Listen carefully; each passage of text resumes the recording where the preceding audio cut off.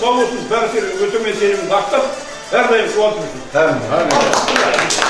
Менің қолым емес, пайғамбардың қолы деп білді. Бісміллә, қайырлы болсын.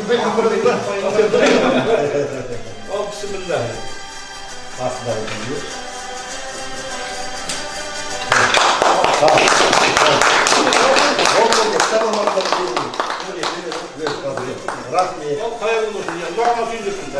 Тірлік деген кітапты жазып, бірінші осы жақтан тұсаукесерін бастаған себебім отан басталады дейді ғой. Сол ұлдарымыз рухты болсын. Қазақ деген тек қана сөз жүзінде ғана ер емес, іс жүзінде ерлігін, батыр екенін дәлелдеп, ұрпағымыз сөйтіп өсірген деген ойда жазылған кітап. Өте риза болғаным, мына халықтың сондай ықыласпен жиналып, анау Жиынбек сөйлегенде бір сөзін шаша шығармай, демдерін ішіне алып тыңдағаны.